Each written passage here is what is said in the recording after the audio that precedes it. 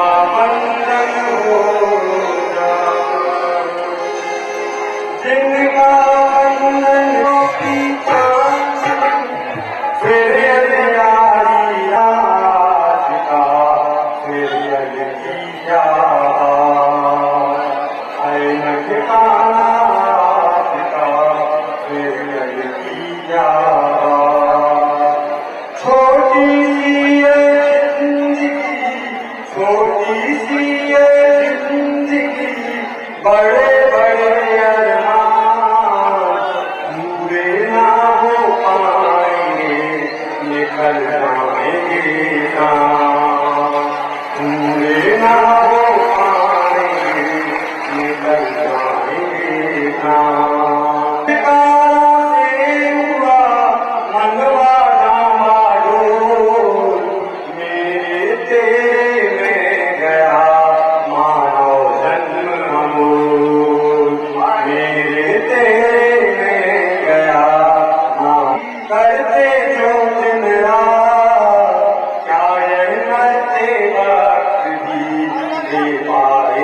इसके पीछे कारण क्या है? बहुत से लोगों के दिमाग में आपने आकर के दीक्षा ले लेते हैं। कभी भी भूल करके ऐसी धारणा मत बना देना। मैं आपको एक छोटा सा दृष्टांत, विधवा माँ रहती थी, उसकी 3 लड़कियां थी, उसके घर में उनकी शादी कराने के लायक पैसों की व्यवस्था। इनको सब तो बात आपके सामने सुनाने जा रहा हूँ, पर आगे बढ़ जाओ, क्योंकि आगे चल करके हम तुम्हारी शादी नहीं करा सकते। लाख समझाने के बाद, लाख बार कहने के बावजूद भी उन तीनों लड़कियों ने कह दिया कि मम्मी हमारी संयम लेने की अंतराग्र से भावना ही नहीं होती, तो हम ब्रह्मचारी व्रत कैसे ले लेंगे। समझाने के बावजूद भी उन तीनों ने शादी कर ली, परंतु उनमें से एक ने भी आजीवन ब्रह्मचर्य व्रत नहीं लिया, कोई भी संयम के मार्ग पर आगे नहीं बढ़ा। कभी भी ऐसी विचारधारा मत बनाना कि मजबूर लोग आकर के इस मार्ग पर बढ़ते। क्यों बढ़ते हैं? आपको 4 पंक्तियों के माध्यम से कोई पार न पावे दुर्घटना हिसाब लगावे, उनके दुग्ध पान के सन्मुख सागर नयन सजल का कौन हिसाब लगावे। आज के पहले हम सजलना बुलाया कि उनके आंसुओं को इकट्ठा किया जाए तो संसार के सभी समुद्रों का पानी कम पड़ता, इतना स्तन पान किया। अगर उस दूध को इकट्ठा किया जाए तो संसार के सभी समुद्रों का पानी भी कम पड़ जाएगा। आज से अनंत पर्याय धारा करके कितने महान कष्टों को सहन किया। अगर हमें वास्तव में अपनी यात्रा का प्रयास करना है तो उसका एकमात्र हमें पंच महाव्रतों के संकल्प करके और ऐसी शक्ति प्रदान करेंगे। गुरु कृपा का पूर्ण हाथ है, गुरु विद्यासागर जी का सिर पर हाथ है। आचार्य श्री को ही अपने गुरु और बनाकर और उनसे ही दीक्षा लेकर अपना कल्याण करूंगा। मैं तो भूतेषु वैरम मध्यम केणवी, मैं सभी प्राणियों को क्षमा करता हूँ और सभी प्राणियों से क्षमा चाहता हूँ। मेरा किसी से भी भेदभाव और राग द्वेष नहीं है। मैं उन माता पिता से भी क्षमा चाहता हूँ जिन्होंने मुझे जन्म देकर और अपने गले ये पत्थर रखकर इस मोक्ष मार्ग पे बढ़ने की आज्ञा दी। मैं उन सभी दीदी और भैया साथियों से भी क्षमा चाहता हूँ कि मुझसे जाने अनजाने में कोई गलती हो गई हो तो मुझे क्षमा करें। मैं क्षुल्लक जी महाराज जी और क्षुल्लिका माता जी से भी क्षमा चाहता हूँ कि वो मुझसे कोई जाने अनजाने में गलती हुई हो तो क्षमा करें। मैं हारिका माता जी से भी क्षमा चाहता हूँ कि अगर मुझसे कोई गलती हुई हो तो मुझे क्षमा करें। मैं तेरे को जब प्रभु जी विराट जी महाराज की थोड़ा समस्त आचार्य संत कल्याण की पूरी भावना को लेकर गुरु के चरणों में रही। अगर मुझसे कोई गलती हुई हो क्षमा मुझे क्षमा करें। जाने अनजाने में महाराज जी माता जी और ब्रह्मचारी भैया और ब्रह्मचारिणी बहनों से मुझसे कोई गलती हो तो क्षमा करें। मैं भजन गुरुवर से प्रार्थना करती हूँ, हे गुरुवर आप अपने कर कमलों से मुझे शिक्षा प्रदान कर महाव्रतों को प्रदान करें।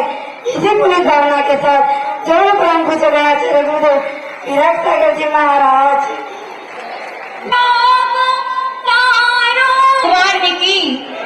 गुरु आदि शिक्षक विमल सागर जी महाराज जी की संयम प्रदाता गुरुदेव आदि शिक्षक विराट सागर जी महाराज जी की।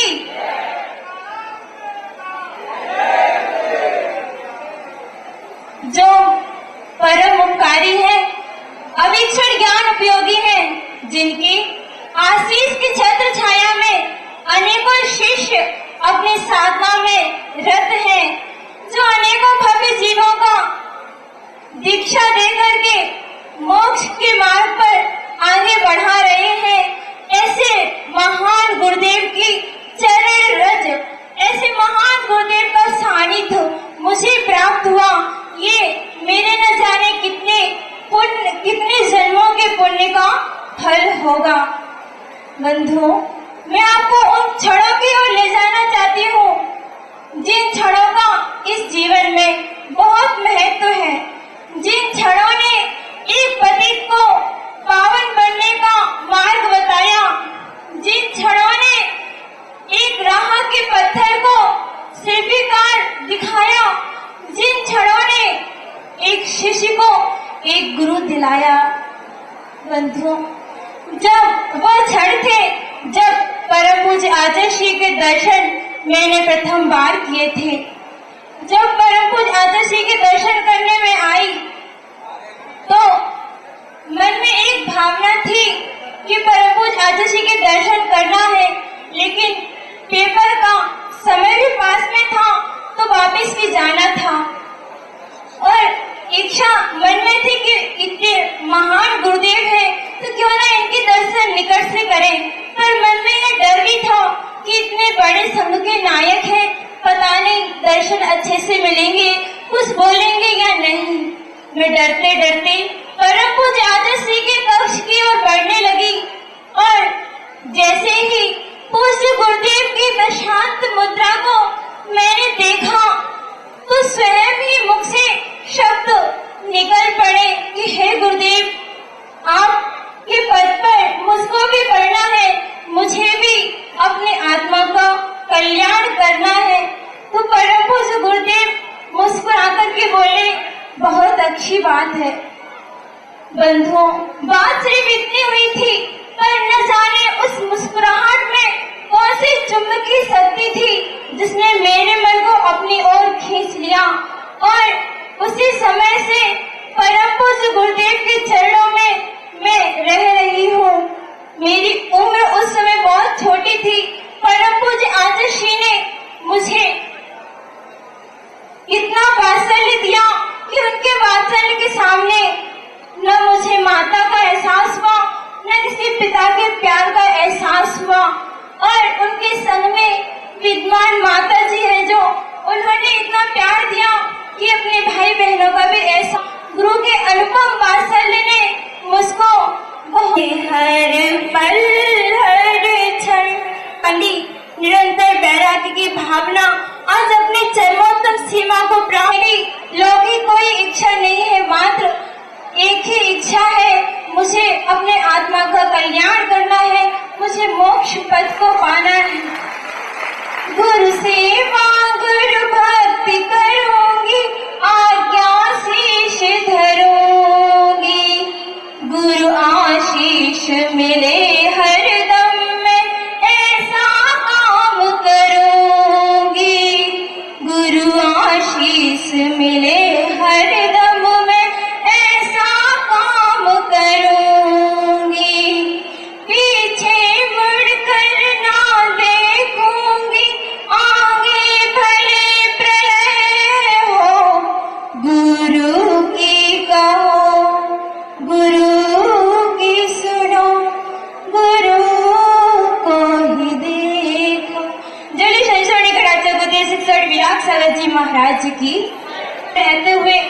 मुझे 60 वर्ष हो चुके हैं। मैं परम पूज्य आचार्य से सभी संघस्थ साधु, सभी माताजी, भैया और बहनें तथा परिवारजन से, सारे समाज से, यदि मुझसे कुछ गलतियां हुई हो, मेरे द्वारा किसी का मन दुखा हो, तो सभी मुझे क्षमा करें। मैं भी सबको क्षमा।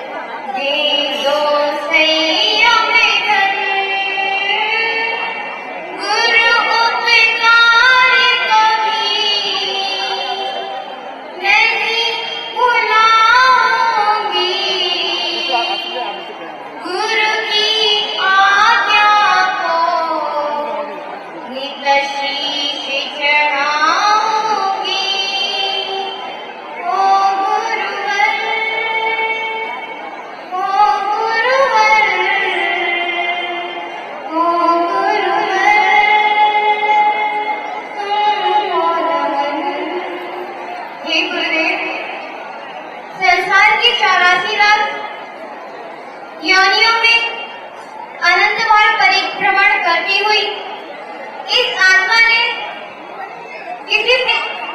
इस मार्ग पर आगे बढ़ने का और संसार से परिभ्रमण बचने का उपाय बताया है।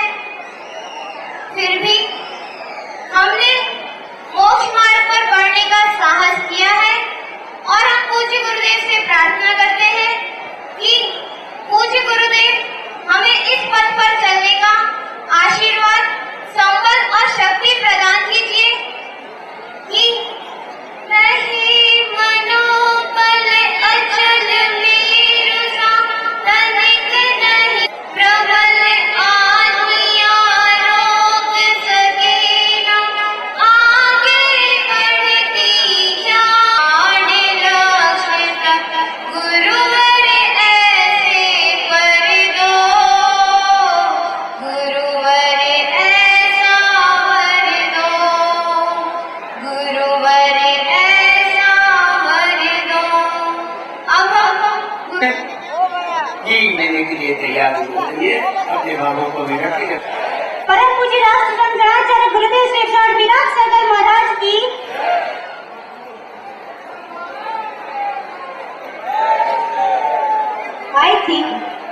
I think the life is one type of laboratory. Well, I think this life is one type of laboratory where every person do research. मैं मानती हूँ कि दुनिया में बहुत सारे संप्रदाय हैं।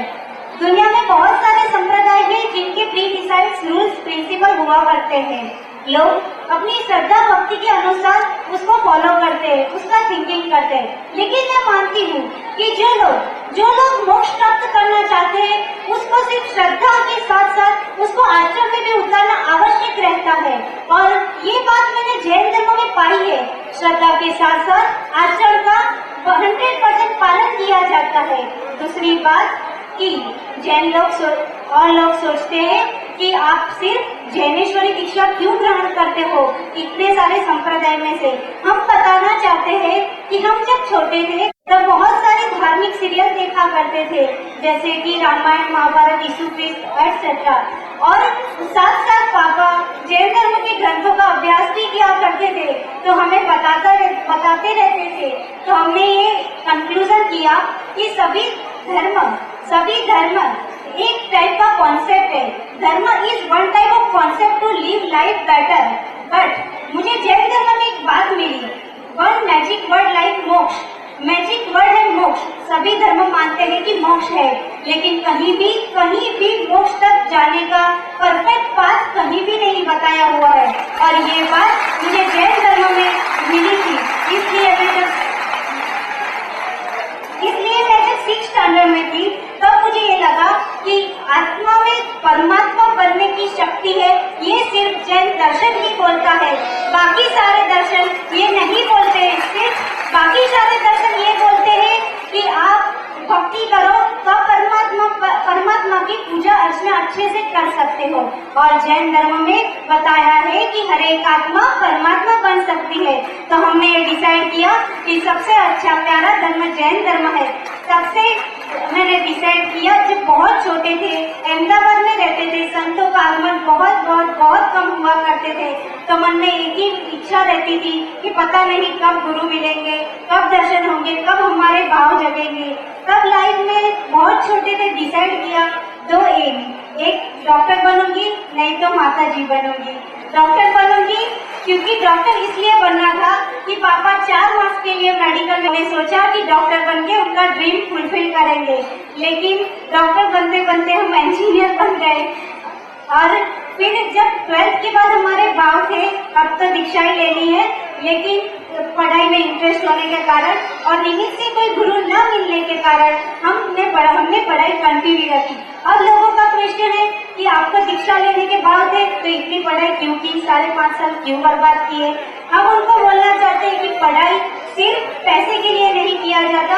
पढ़ाई एजुकेशन का मतलब हुआ करता है व्यक्ति का शारीरिक, मानसिक और ओवरऑल डेवलपमेंट होना चाहिए। हमने पढ़ाई की है तो हम उस पढ़ाई का यहाँ यूज करेंगे। बच्चों के लिए, पाठशाला के बच्चों के लिए मिनी प्रोजेक्ट बनाएंगे। जैन धर्म के जो भी प्रिंसिपल है उसको साइंटिफिकली प्रेजेंट कर पाएंगे। तो पढ़ाई इसलिए हमने की है कि हम IT का यूज यहाँ पे करेंगे। और दूसरी बात रही, सब लोगों के क्वेश्चन रहते हैं कि बच्चे इतनी छोटी एज में दीक्षा के भाव कैसे बन जाते हैं।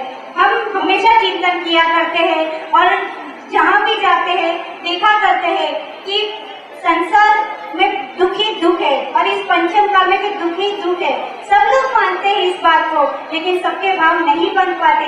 इसके लिए पूर्व भाव के पुण्य चाहिए होते हैं। और दूसरी बात, आप लोगों का जिन लोगों के भाव बनते हैं उनका सेल्फ एनालिसिस बहुत हुआ करते हैं। जैसे हम हमेशा सोचते हैं डेथ कीप्स नो कैलेंडर, मृत्यु का कोई कैलेंडर नहीं होता, वो कभी भी किसी टाइम आ सकती है। इसीलिए ये जो भी दीदी भैया लोग छोटी एज में दीक्षा ले रहे हैं वो इस बात को समझ गए हैं। आप लोग समझते हो लेकिन मानते नहीं हो। इन लोगों ने इस बात को मान लिया है, इसलिए बस ये लोग छोटी एज में दीक्षा ले रहे हैं। और तीसरी बात, हमें निमित्त से कोई गुरु नहीं मिल रहे थे। जब हमने बम्बई में चतुर्मास था, 2009 में आचार्य का चतुर्मास था, हम गए थे बम्बई तो पता चला आचार्य है। हमने दर्शन किए तब हमारी आंखों में से आंसू निकल गए क्योंकि हमने इतना बड़ा संत कभी नहीं देखा था। हमने सोचा हे दीदी तेरे कितने पाप कर्मों का उदय है कि तू पता नहीं इतने छोटे माता जी कब दीक्षा लेगी, बात तो है। लेकिन पता चला कि आचार्य श्री गुजराती और ही आ रहे। जब आचार्य श्री ने गिरनार जी में दीक्षा ली थी तब हम गिरनार जी गए थे, तब भी हमने बहुत भावना पाई थी कि जो लोग दीक्षा ले रहे हैं हम भी इनकी तरह एक दिन दीक्षा ले। और आचार्य श्री का अहमदाबाद में आगमन हुआ। हमने सोच लिया अब तो अपॉर्चुनिटी मिल गई है, इसको कैसे भी मिस नहीं करनी है और हमारे भाव को मक्कम बनाए। फिर मम्मी पापा को रिक्वेस्ट की, मम्मी पापा में पुण्य जैसे इतने अच्छे मिले हैं कि उन्होंने कभी हमारे धार्मिक कार्य में कभी रुकावट नहीं डाली। मम्मी ने हमें पूरा सपोर्ट किया। पापा का क्वेश्चन था कि आपने कोई दीदी बन के कोई प्रैक्टिस नहीं की तो आप कैसे कर पाओगे। लेकिन मैं लोगों को कहना चाहती हूँ कि पाप कर्म का उदय होगा तो कभी भी कुछ भी हो सकता है, उसमें दीदी बन के प्रैक्टिस करना अनिवार्य नहीं होता है। जिनको अपने आप पे कॉन्फिडेंस नहीं हुआ करता है वो लोग ये बात सोचा करते हैं। हमने सोचा जब तक हमारा पुण्य होगा तब तक सब कुछ अच्छा ही होने वाला है। हमें आज जो अपॉर्चुनिटी मिली है उसको मिस ना करके हमें अभी दीक्षा लेनी है। तो पापा ने भी हमारी बात मान ली और आज हमने तारंगाजी में आचार्य श्री से निवेदन किया। आचार्य श्री पर मैं बड़ी उपकारी हूँ कि मैंने उनके संग में बहुत कम रही हूँ, बहुत नहीं ना रहने के बराबर रही हूँ, लेकिन आचार्य श्री ने हमें दीक्षा देने की अनुमति दी। उनके लिए मैं उनकी वजह से मैं उनकी बड़ी उपकारी हूँ। आरिका विशिष्ट माता जी की बड़ी उपकारी, उन्होंने इतना वात्सल्य दिया और हमें इस मार्ग पर चलने के लिए प्रेरित किया। इसके लिए मैं उनकी भी बड़ी उपकारी हूँ और सब लोगों को यही कहना चाहती हूँ कि अपने बच्चों को बचपन से ही संस्कार दो। दूसरी बात, खुद का चिंतन बहुत किया करो। तीसरी बात, संसार को हमेशा ऑब्जर्व किया करो। संसार में कोई भी व्यक्ति सुखी नहीं है। आप इन 3 बातों को करोगे तो आप नीचे से उठकर ऊपर यहाँ तक जरूर आ जाओगे। इसी पूरी भावना के साथ हम जय विनय और आचार्य श्री के संग में आरिका महाराज जी जितने, उन सभी को हम जितनी भी बार संग में रहे, कोई भी हमारे से मिस्टेक हुई हो, आज्ञा का उल्लंघन हुआ हो तो हमें क्षमा प्रदान करें। और स्पेशली परिवारजनों के लिए उन्होंने हमें इतना बड़ा किया, इतना अच्छा पढ़ाया लिखाया, फिर भी इस पद पे आ गए तो उनके पढ़ाए लिखाए हुए पैसे को वेस्ट न करके जैन धर्म के प्रचार के लिए पूरा यूज करेंगे और आज तक जितने भी केंद्रीय से लेकर क्षमा प्रदान करें। इसी पूरी भावना के साथ जय जिने प्रदान करें।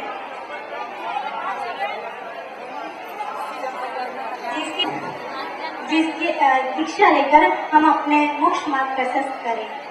नमोस्तु आचार्य।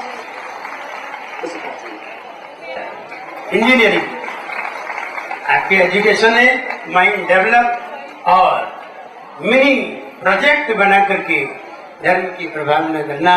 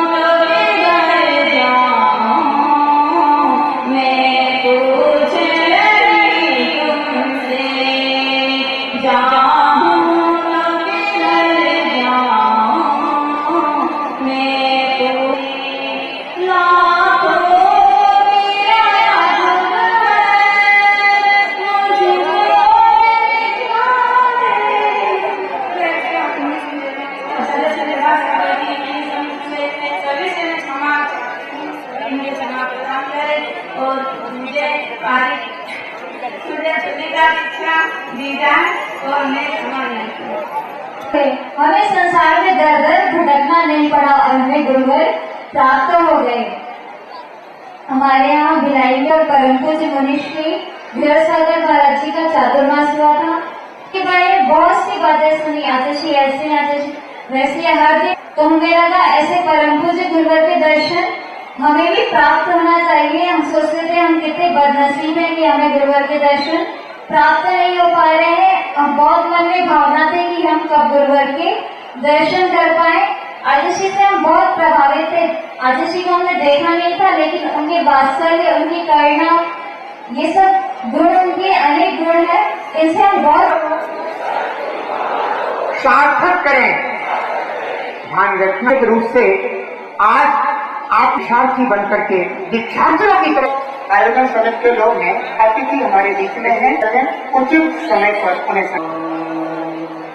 नमः सिद्धेभ्यः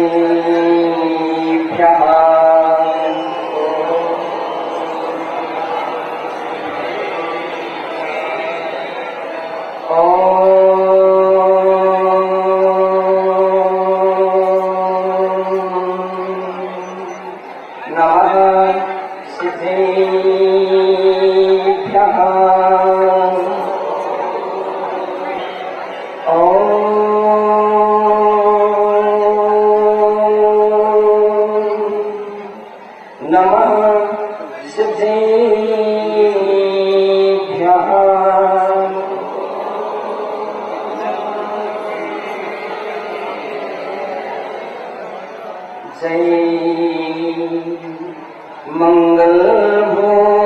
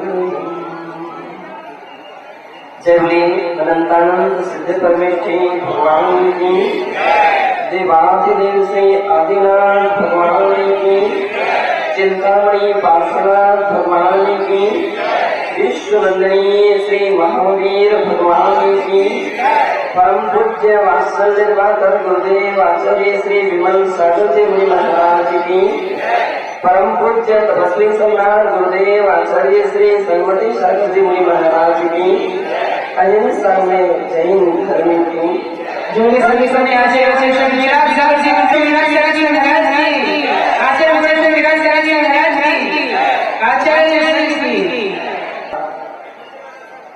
और आत्म परिवर्तन का मनोरम दृश्य देखने के लिए सभी लोग आतुरित हैं कि जो गर्मी को भी गर्मी नहीं देख रहे हैं, धूप को भी धूप नहीं देख रहे हैं, और खड़े भी हैं तो भी उनके सभी का एक दृष्टिकोण है, सभी का एक ही सोच है, एक ही विचार है कि आखिर में परिवर्तन कैसे होता है, आखिर में विचार में यह शक्ति कहां से आती है। इसका अर्थ है जब तक हमारा भाषण तक रहता है और ज्ञान जब तक हमारा सुनने मात्र तक रहता है, ज्ञान है, तब तक हृदय परिवर्तन नहीं हो पाता है। तब तक आत्मशक्ति का विकास जो होना चाहिए था, चिंतन और मस्तक से होता हुआ जैसे ही दिल और दिमाग में उतरता है, तो व्यक्ति के लिए कुछ सोचने के लिए मजबूर होना पड़ता है। शास्त्रों की वे पंक्तियां हमारे लिए झकझोरती हैं, गुरुओं की वह वाणी हमारे लिए झकझोरती है, प्रभावित करती है, और अपने चिंतन ही अपने अंदर में आत्मशक्ति को जागृत करते हैं और सावधान करते हैं, जिससे साधक मोक्ष मार्ग की ओर अपने कदम बढ़ा लेता है। विज्ञान गति देता है, विज्ञान गति देता है और अध्यात्म दिशा देता है। विज्ञान गति देता है, अध्यात्म दिशा देता है, विज्ञान आजीविका देता है और अध्यात्म जीवनोद्धार देता है, जीवन का कल्याण का रास्ता बतलाता है। यदि विज्ञान मात्र है, यदि विज्ञान मात्र है, गति है लेकिन दिशा ना हो, गति है दिशा ना हो, तो हमारी सारी गति एक अंधे व्यक्ति की तरह होती है जो आग लगे जंगल में दौड़ता तो है, बचने का प्रयत्न करता है, प्रयास करता है, लेकिन बच नहीं पाता है, क्योंकि उसके पैरों में गति है लेकिन आंखों की दिशा नहीं है। अर्जित विज्ञान अध्यात्म है, व्यक्ति के जीवन में अध्यात्म है और विज्ञान नहीं है, तो भी दिशा तो होती है लेकिन गति नहीं हो पाती है। व्यक्ति देखता तो है कि अमुक दिशा से आग बढ़ती हुई आ रही है, बचना चाहिए, लेकिन बच नहीं पाता है, झुलस जाता है, क्योंकि देखता रहता है लेकिन दौड़ नहीं पाता है। लेकिन यदि दोनों मिल जाए, तो व्यक्ति का विकास प्रारंभ होने लगता है, व्यक्ति की उन्नति और उत्थान प्रारंभ होने लगता है, आत्मकल्याण के सूत्र उसके अंदर में जागृत होने लगते हैं। इसलिए धर्म ये कहता है, साधना के लिए, कल्याण के लिए कोई उम्र का तगादा नहीं है, उम्र का कोई भरोसा नहीं है, क्योंकि जीवन का कोई पता नहीं है कि यह कब शाम हो जाए, हमारा जीवन कब अस्त हो जाए। जब हम सारे विश्व को देखते हैं और विश्व के प्राणियों पर अपनी दृष्टि डालते हैं, तो कभी समाचार मिलते हैं कि किसी बालक का जन्म ही नहीं हुआ, इसके पहले ही उसकी मृत्यु हो गई, किसी की शैशवावस्था में मृत्यु हुई, किसी की बचपने में मृत्यु हुई, किसी की बाल्यावस्था में मृत्यु हुई, और किसी की युवावस्था में, तो किसी की वृद्धावस्था में।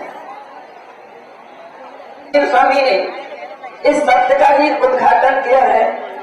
भगवान ऋषभदेव ने इस सत्य को ही समझा है कि जीवन का कोई भरोसा नहीं है, क्योंकि ऋषभदेव भगवान के सन्मुख एकमात्र नीलांजना की मृत्यु उनको दिखी थी, और जब नीलांजना की मृत्यु दिखी तो उन्हें उसमें अपनी मृत्यु दिखने लगी कि मेरा भी एक दिन ऐसा आएगा, मुझे भी इस शरीर से विदा लेना पड़ेगा।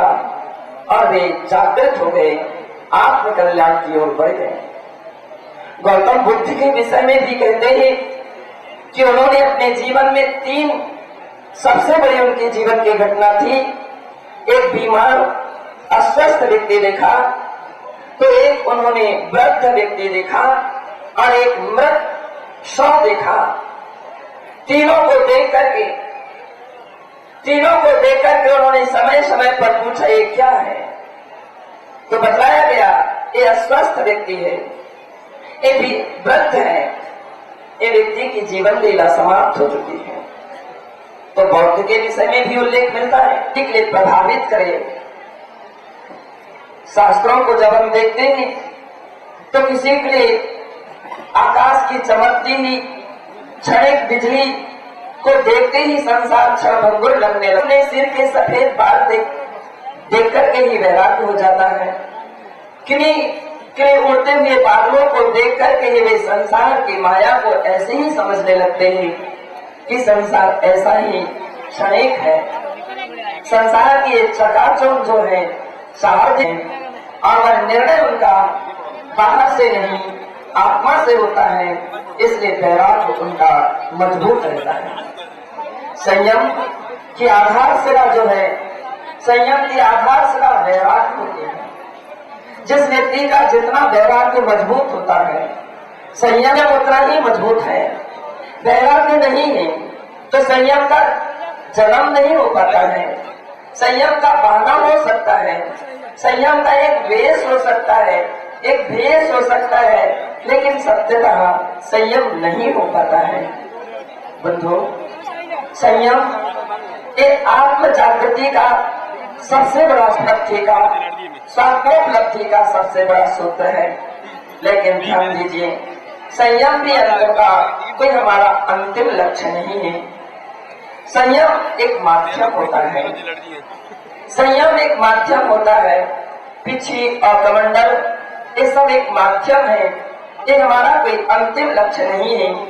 साधक जब साधना के पथ पर बढ़ते हैं और बढ़ाते जाते हैं, तो सब कुछ सहज ही और नई नई उपलब्धियों को प्रदान करता है।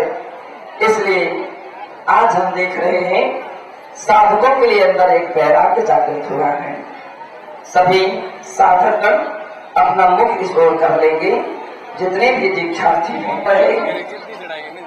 जिस संयम के पथ पर बढ़ रहे हैं, ये कहीं किसी परिस्थिति से प्रभावित होकर के तो नहीं बढ़ रहे हैं, ये आपको सोचना है।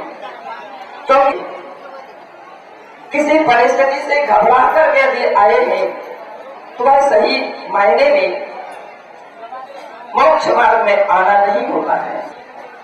किसी के पिता, किसी के बेटा, किसी की बेटी और किसी को वैराग होने लगता है, लेकिन वह वैराग 4 क्षण तक के लिए रहता है और यदि वे साथ देने के लिए तैयार हो जाए तो फिर वैराग में अंतर आने लगता है। इसलिए जिस भगवान तीर्थंकर महावीर स्वामी के मार्ग पर हम बढ़ने जा रहे हैं, सोच लीजिए वह मार्ग ऐसे लोगों के लिए नहीं होता है। कहीं किसी अच्छा मीठा भोजन मिलेगा और खूब पूजा सम्मान होगी, या सम्यक रूप से आना नहीं हो पाएगा। यदि और किसी के आग्रह दुराग्रह या किसी के विशेष प्रेरणा से प्रभावित होकर के आ रहे हैं, लेकिन आपका मन अभी प्रभावित ना हुआ हो तो भी आना सार्थक नहीं हो सकेगा। ये सोच लीजिए कि हम जिस रास्ते पर आ रहे हैं, आप साहस लेकर के आ रहे हैं, आप बल करके लेकर के आ रहे हैं, क्या ये बात सत्य है? सत्य नहीं है। सोच लीजिए, आत्म साहस से यदि आप आ रहे हैं, अपने आत्मयोग से यदि आ रहे हैं, मनोयोग से यदि आ रहे हैं, अपने निर्णय के साथ आ रहे हैं, तो आपका आना सार्थक हो जाए। हमको बतलाइए कि हाँ, हम किसी परिस्थिति से प्रभावित होकर के आ रहे हैं, ऐसा कुछ नहीं है। कहीं आपके विचार कल के दिन यह समाप्त हो जाए, क्योंकि जिस समय दीक्षा नहीं होती है तब तक हमको दिखता है कि मेरे आत्मा का कल्याण हो, कर्मों का क्षय हो, मुझे मुक्ति की प्राप्ति हो, लेकिन पीछे आ जाने के बाद सब योजनाएं चाहिए। कहीं ऐसा तो नहीं है कि आपका लक्ष्य हो कि मैं विश्व का कल्याण करूं? किसका कल्याण करना चाहता हूं? मैं धर्म की खूब प्रभावना करूं,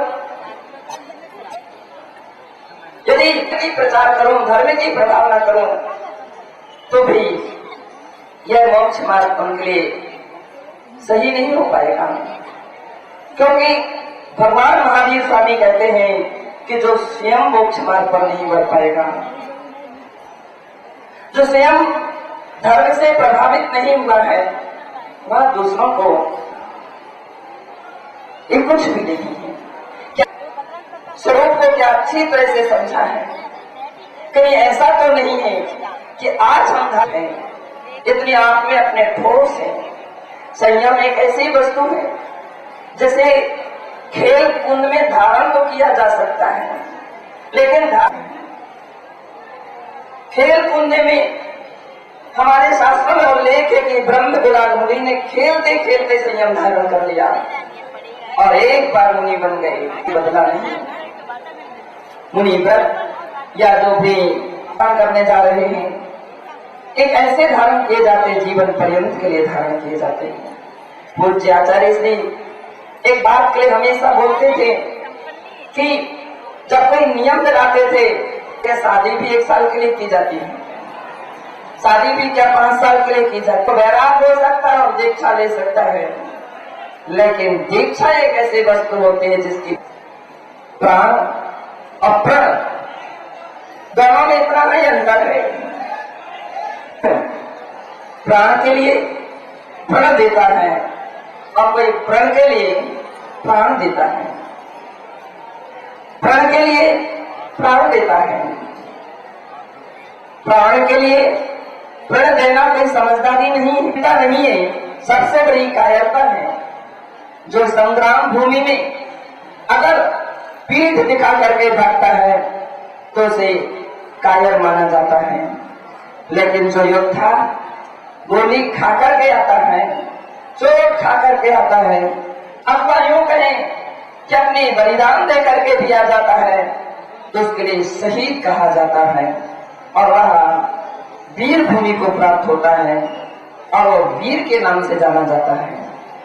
मरना ही है तो संयम के साथ ही मरेंगे, जब ऐसा दृढ़ हमारा संकल्प हो जाता है, हमारे विचार हो जाते हैं, तो फिर वह व्यक्ति कभी भी प्राणों के लिए प्रण नहीं देता है। फिर तुलसीदास जी ने लिखा भी है, रघुकुल चली प्राण जाए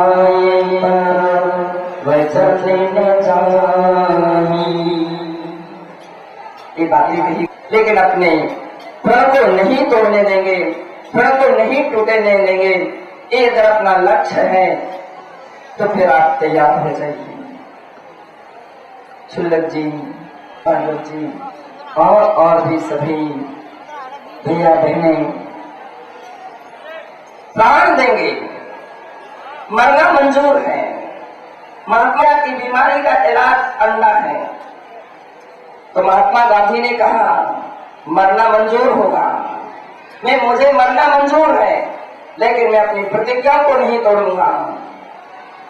एक गृहस्थ में रहने वाले व्यक्ति अपने आप में इतने दृढ़ रहते हैं कि प्राण दे देंगे, लेकिन अपनी प्रतिज्ञाओं को किसी भी हालत में नहीं टूटने देंगे, उसमें कोई कमजोरी नहीं आने देंगे, कोई शिथिलता नहीं आने देंगे, किसी प्रकार की कोई त्रुटि नहीं आने देंगे। संयम